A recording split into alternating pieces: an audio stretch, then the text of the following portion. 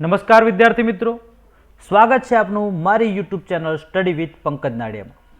વિદ્યાર્થી મિત્રો, આજે આપણે ધોરણ 8 બીજું સત્ર ગુજરાતી વિષયમાં પ્રકરણ 11 વળાવી બા આવીની ચર્ચા કરીશું. તો શરૂ કરીએ આજનો વિડીયો. વળાવી બા આવી. વિદ્યાર્થી મિત્રો, આ એક કાવ્ય છે, પરંતુ કાવ્યમાં ઘણા બધા પ્રકાર હોય છે. તો એવી જ રીતે વળાવી બા આવી તેનો કાવ્ય પ્રકાર જે છે તે છે સોનેટ, અને તેના કવિ છે ઉસનસ. તો સૌપ્રથમ આપણે સોનેટ પરિચય મેળવીએ કે સોનેટ શું હોય છે, ક્યાંથી ગુજરાતી ભાષામાં તે આવી ગયું તેના વિશે ચર્ચા કરીએ. ત્યારબાદ આપણે કવિ પરિચય મેળવીએ અને ત્યારબાદ કવિતા એટલે કે સોનેટ વિશે વાત કરીએ. તો સોનેટનું કાવ્ય સ્વરૂપ જોઈએ આપણે, જે ભાષા સત્તામાં આપેલું છે. તો સૌપ્રથમ ભૂમિકામાં સાહિત્યના દરેક સ્વરૂપને પોતાના નિયમો અને પરંપરા હોય છે. તે જુદા જુદા રૂપો સ્વરૂપો દ્વારા અભિવ્યક્ત થાય છે. અર્થાત કે સાહિત્યમાં ઘણા બધા રૂપ સ્વરૂપ હોય છે. એમાં ચાહે વાર્તા હોય એટલે કે પદ્ય ગદ્ય બંનેમાં, કવિતામાં અને જે પાઠ આપણે કહીએ સાદી ભાષામાં, બંનેમાં ઘણા બધા પ્રકારો હોય છે. તો અહીંયા તેના સ્વરૂપ અલગ અલગ હોય છે. તે જુદા જુદા રૂપો સ્વરૂપો દ્વારા અભિવ્યક્ત થાય છે. ગુજરાતીમાં વિકસેલા મુખ્ય કાવ્ય સ્વરૂપોમાં સોનેટ મહત્વનું સ્વરૂપ છે. તો સોનેટ એક કાવ્ય સ્વરૂપ છે, ખાસ એ સમજવાનું છે. સોનેટ મૂળે વિદેશી સ્વરૂપ છે, એટલે કે વિદેશમાંથી અહીંયા આવેલું છે. તે ગુજરાતી ભાષામાં તેનો ઉદ્ભવ થયેલ નથી. અંગ્રેજી ભાષા અને સાહિત્યના અભ્યાસ દ્વારા આપણા કવિઓ જે પરદેશી સ્વરૂપોથી આકર્ષાયા તેમાંનું એક મુખ્ય સ્વરૂપ તે છે સોનેટ. ગઝલ અને હાઇકુ એવા અન્ય સ્વરૂપો છે જે વિદેશી ભાષાઓમાંથી આપણી માતૃભાષા ગુજરાતીમાં પ્રવેશી ચૂક્યા છે. સોનેટ એ મૂળ ઇટાલીમાં ઉદ્ભવ્યું, એટલે કે ઇટલીમાં ઉદ્ભવ્યું. આપણે તેને ઇટાલી અથવા તો ઇટલી તરીકે ઓળખીએ, ત્યાં તેનો ઉદ્ભવ થયો છે. વાદ્ય સાથે લયબદ્ધ ગવાતી એક લઘુ રચના હતી આ સોનેટ. ત્યાંથી તે અંગ્રેજી ભાષામાં વિકાસ પામ્યું અને તેની અસર નીચે ગુજરાતીમાં બળવંતરાય ઠાકોરે ઈસવીસન 1888માં ભણકારા નામનું એક પ્રથમ સોનેટ રચ્યું. તો ક્યારેક આપણને પૂછવામાં આવે કે ભાઈ ગુજરાતી ભાષાનું સૌથી પ્રથમ સોનેટ કોણે રચ્યું અને સોનેટનું શીર્ષક શું હતું? તો ગુજરાતી ભાષામાં બળવંતરાય ઠાકોર નામ છે તેમનું, બળવંતરાય ઠાકોર, તેઓએ સૌ પ્રથમ ભણકારા નામનું સોનેટ લખ્યું 1888ની સાલમાં. હવે જોઈએ કે સોનેટ કાવ્ય પ્રકાર જે છે તેના લક્ષણો શું હોય છે. તો સોનેટ એક ઉર્મી કાવ્યનો જ પ્રકાર છે. ઉર્મી કાવ્યમાં ઉર્મી કે સંવેદન મુખ્ય હોય છે, અર્થાત કે લાગણીઓ સંવેદનાઓ તેવા કાવ્ય પ્રકારોમાં મુખ્ય હોય છે. અને સોનેટમાં એની સાથે વિચાર ચિંતન કે જીવન દર્શન પણ ઉમેરાય છે. એને આપણે ચિંતન પ્રધાન ઉર્મી કાવ્ય કહી શકીએ. તો સોનેટ માટે 14 પંક્તિની મર્યાદા એના ઉદ્ભવકાળથી સ્વીકારવામાં આવી છે. એનો અર્થ એ થયો કે ટૂંકા વિસ્તારમાં કવિએ સઘન રીતે અનુભવને ઠાંસવાનો હોય છે, તેમજ ઘાટનું સૌષ્ઠવ પણ જાળવવાનું હોય છે. અર્થાત કે સોનેટ જે છે એનું માપ ચોક્કસ છે. 14 પંક્તિ, 14 લીટી, 14 લાઇનમાં જ તે લખાય છે. તેની મર્યાદા જ્યારે તે સોનેટ ઉદ્ભવ થયો, સોનેટ જ્યારે પેદા થયું સાદી ભાષામાં કહીએ, ત્યારથી સોનેટને આ એક મર્યાદા 14 પંક્તિની મર્યાદા એ સ્વીકારવામાં આવી છે. અર્થાત કે અહીંયા જે પણ સોનેટ રચયિતા છે તેઓએ ખૂબ જ ટૂંકા વિસ્તારમાં જે સોનેટના કવિ છે તેમને સઘન રીતે પોતાનો અનુભવ અને જે કહેવા માગે છે, જે લાગણી આપવા માગે છે, જે ચિંતન મૂકવા માગે છે તે ઠાંસવાનું હોય છે, તેમજ ઘાટનું સૌષ્ઠવ પણ જાળવવાનું હોય છે. એટલે કે તેનો જે ફર્મો છે સાદી ભાષામાં તેને જાળવવાનું હોય છે. કાવ્યના કેન્દ્રમાં રહેલા વિચારનો યોગ્ય ઉપાડ કરી અંતે ભાવ પલટાઓ સિદ્ધ કરવામાં સોનેટની સફળતા રહેલી છે. અર્થાત આટલું તો ખરું જ કે 14 પંક્તિ તો ખરી જ, સાથે સાથે ચિંતન પ્રધાન ઉર્મી કાવ્ય પણ ખરું, પરંતુ કાવ્યમાં કેન્દ્રમાં રહેલો વિચારનો યોગ્ય ઉપાડ કરવાનો હોય છે અને અંતમાં ભાવ પલટો સિદ્ધ કરવાનો. આ સોનેટમાં જ્યારે આવું થાય ત્યારે સોનેટની સફળતા મળી કહેવાય. એટલે કે સોનેટ એક રીતે ગણીએ તો એક વિશિષ્ટ પ્રકારનો કાવ્ય પ્રકાર છે, વિશિષ્ટ કાવ્ય પ્રકાર છે એવું કહી શકીએ. હવે સોનેટનું વિભાજન અને તેનો પ્રાસ જોઈએ. તો સોનેટ એ 14 પંક્તિ ધરાવતી સુગ્રથિત સુબદ્ધ કાવ્ય રચના છે. એટલે કે એમાં 14 પંક્તિ જ હોય, તેનાથી વધારે ના હોય, તેનાથી ઓછી ના હોય. તેથી તેમાં પંક્તિને અંતે આવતા પ્રાસનું ઘણું મહત્વ હોય છે. એટલે હવે પંક્તિના અંતે પ્રાસ આવતો હોય છે. આપણે જાણીએ છીએ પ્રાસ એટલે સરખા ઉચ્ચાર જે આવતા હોય તે. તો પ્રાસ ખૂબ જ સાદી ભાષામાં આપણે એવું કહી શકીએ તો સરખા ઉચ્ચાર, તો પ્રાસનું ઘણું મહત્વ છે. પંક્તિના અંતમાં આવતા જે પ્રાસ છે તેનું ખૂબ જ મહત્વ રહેલું છે સોનેટમાં.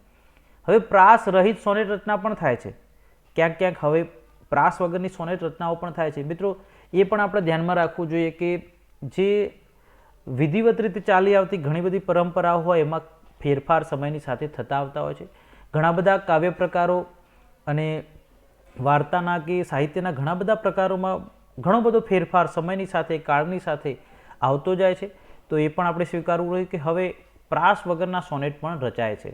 ખરેખર તો આ કાવ્ય ભાવ અને તેના મરોડ સાથે સંકળાયેલો મુદ્દો છે, પરંતુ સોનેટનો એક શિસ્તબદ્ધ કાવ્યકૃતિ તરીકે વિચાર કરીએ તો તેમાં પ્રાસની ચોક્કસ ગૂંથણીને અવગણી ન શકાય. જો તમારે એક શિસ્તબદ્ધ કાવ્યકૃતિ તરીકે સોનેટને ગણવું હોય તો તેમાં પ્રાસને ચોક્કસ ગૂંથવો જોઈએ, એને અવગણી શકાય નહીં. બળવંતરાય ઠાકોરે ગુજરાતી ભાષાને આપેલા સોનેટમાં મોગરો, વધામણી અને ભણકારાનો સમાવેશ થાય છે. એ પછી ઉષ્ણસથી માંડીને લાભશંકર ઠાકર અને ચીનુ મોદી સુધીના કવિઓએ સોનેટની પરંપરાને સમૃદ્ધ રાખી છે. તો ઘણા બધા ગુજરાતી સાહિત્યકારોએ સોનેટની રચના કરી છે, જેમાં મુખ્ય નામ જોઈએ તો ઉષ્ણસ, લાભશંકર ઠાકર, ચીનુ મોદી વગેરે જેવા કવિઓએ સોનેટની પરંપરાને આગળ ધપાવી છે. હવે આપણે કવિ પરિચય મેળવીએ.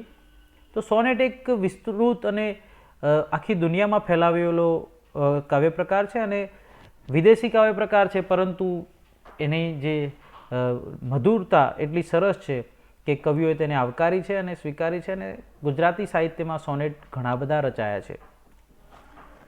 ઉષ્ણસનું વાત કરીએ આપણે ઉષ્ણસની વાત કરીએ તો એમનો જન્મ 28 સપ્ટેમ્બર 1920માં અને અવસાન 7મી નવેમ્બર 2011માં. તો ઉષ્ણસ એ એમનું ઉપનામ છે. તેમનું સાચું નામ નટવરલાલ કુબેરદાસ પંડ્યા છે. તેઓ વડોદરા જિલ્લાના સાવલી ગામના વતની હતા. વલસાડની કોલેજમાં તેઓ અધ્યાપક અને આચાર્ય હતા.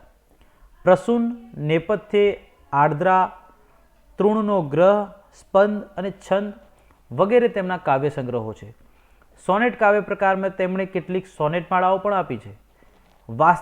વાત્સલ્ય ભાવ નિરૂપતા કુટુંબ ચિત્રો, ગ્રીષ્મ અને વર્ષાના મનોહર પ્રકૃતિ વર્ણનો અને કાવ્યમાંથી સ્ફુરી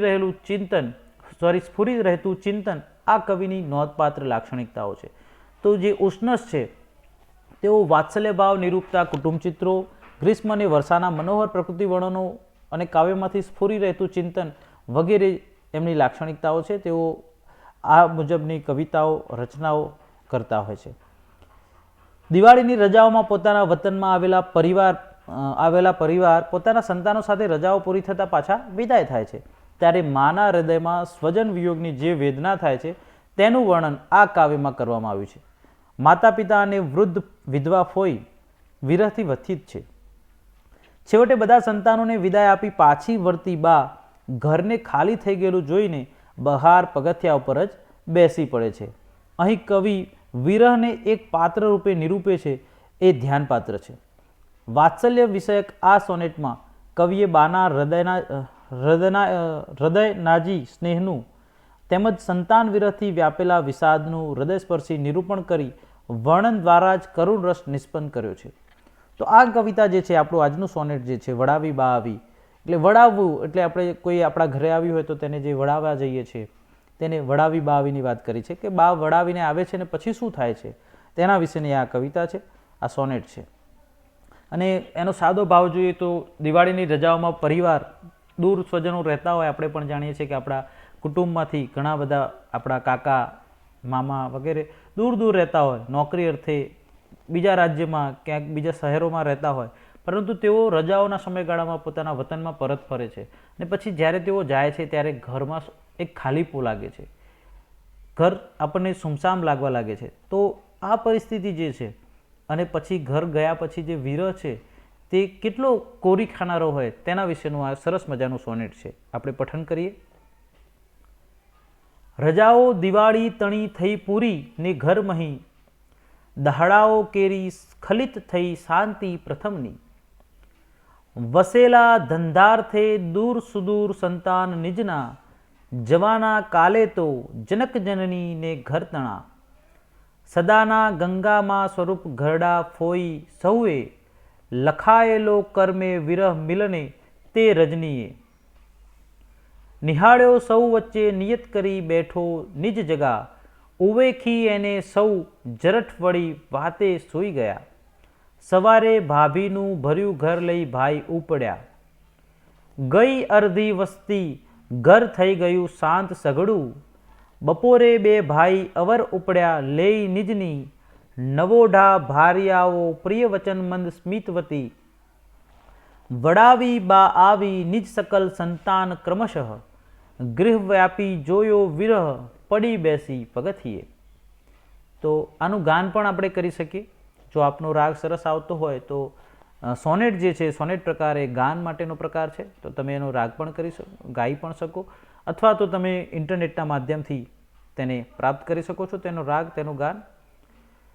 તો અહીંયા જે વાત કરી છે કે રજાઓ દિવાળીની પૂરી થઈ જાય છે અને પછીની જે પરિસ્થિતિ છે કે બધા વારાફરતી રજાઓ પૂરી થતાં પોતપોતાના નોકરી ધંધા અર્થે જ્યાં દૂર જવાના છે ત્યાં જવા ઉપડે છે, અને એ પરિસ્થિતિની વાત આ સોનેટમાં કરી છે કે દિવાળીની રજાઓ પૂરી થઈ અને ઘરમાં દિવસોથી જે શાંતિ હતી તેનો ભંગ થયો.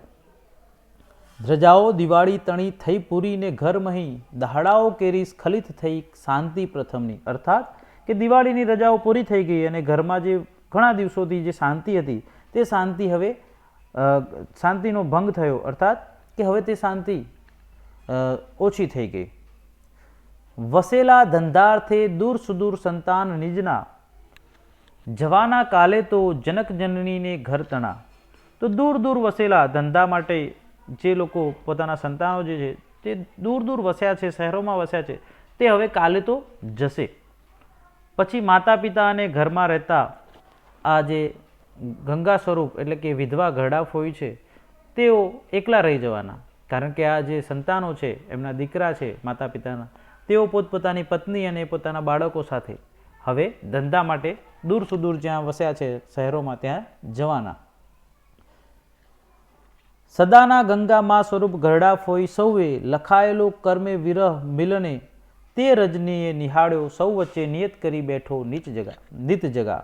અર્થાત કે આ બધા જવાના પછી માતા પિતા અને ઘરમાં રહેતા જે વિધવા ફોઈ છે સૌએ તેમના નસીબમાં લખાયેલો જે વિરહ છે, કારણ કે તેમને હવે ગામડે જ રહેવાનું છે અને એમના જે માતા પિતા છે એ ગામડે રહેવાના છે, અને જે દીકરા છે તેઓ હવે ધંધા માટે શહેરોમાં વસ્યા છે ત્યાં જવાના છે. આ એક એમના કર્મે લખાઈ ચૂક્યું છે કે હવે આ દર વર્ષની વર્ષોના વર્ષો સુધી ચાલતી આ વિરહ વેદના રહેવાની છે, કારણ કે તેઓ આવશે પછી થોડાક સમય પછી પાછા પોતાના ધંધા અર્થે નીકળી જવાના. તો આ જે વિરહ છે તે લખાયો છે કર્મે, એવું કહે છે કવિ અહીંયા કે પછી માતા પિતા અને ઘરમાં રહેતા વિધવા ફોઈ સૌએ તેમના નસીબમાં જે લખાયેલો વિરહ છે તે વિરહને પોતાની વચ્ચે, સૌની વચ્ચે નિહાળ્યો સૌ વચ્ચે નિયત કરી બેઠો નીચ જગા. તો અહીંયા કવિ ઉષ્ણ વિરહ જે છે, વિરહ ખાલીપો જે છે અહીંયા, તે વિરહને પણ એક રૂપ આપે છે, તેને પણ જાણે કે સ્વરૂપ આપે છે અને કહે છે કે વિરહ આ બધા જ્યારે બેઠા છે આગલી રાત્રે મિલનની, વિરહ મિલને તે રજની, એટલે કે જ્યારે તેઓ જવાના છે તેના આગલી રાત્રે જ્યારે તેઓ બધા બેઠા છે ત્યારે ગંગા સ્વરૂપ ઘરડા ફોઈ અને માતા પિતાએ તેને નિહાળ્યો, વચ્ચે બધાની વચ્ચે વિરહ પણ જાણે કે બેઠો છે, અને ક્યારે આ બધા જાય અને તે આખા ઘરમાં ફેલાઈ જાય. તો વિરહને તેઓએ સૌએ રાતે સૌની વચ્ચે પોતાનું આસન નક્કી કરી, એટલે કે આસન પાથરીને જાણે કે બેઠેલો જોયો. તેમ છતાં એના તરફ ધ્યાન આપ્યા વગર સૌ વૃદ્ધજનો વાતો કરતા કરતા સૂઈ ગયા. તો ઉવેખી એને, એટલે કે તેમ છતાં ઉવેખવું એટલે કે તેને તરછોડી, તેને ભૂલી, ઉવેખી અને સૌ જરઠ વળી વાતે સૂઈ ગયા. તો તેને ઉવેખી સૌ બધા ભેગા મળી વાતો કરી, સૌ વૃદ્ધ, જરઠ એટલે અહીંયા વૃદ્ધ, વાતો કરી અને સૂઈ ગયા. અને સવાર પડી, રાત્રિ પૂરી થઈ, સવાર પડી, તો સવારે ભાભીનું ભર્યું ઘર લઈ ભાઈ ઉપડ્યા. તો બીજા દિવસે સવારે ભાભીનો ભર્યો પરિવાર લઈને ભાઈ ઉપડ્યા એટલે કે નીકળ્યા પોતાના ધંધાના સ્થાને જવા, અથવા તો શહેરમાં જ્યાં રહેતા હોય ત્યાં જવા ઉપડ્યા. ગઈ અડધી વસ્તી ઘર થઈ ગયું શાંત સગડું. તો અડધી વસ્તી, કારણ કે ભાઈનો પરિવાર મોટો હશે, એમાં પતિ પત્ની અને બાળકો હશે, તો અડધી વસ્તી તો ભાઈ ગયા તેમાં જ જતી રહી. તો ગઈ અડધી વસ્તી ઘર થઈ ગયું શાંત સગડું, ને આખું ઘર જાણે કે શાંત થઈ ગયું.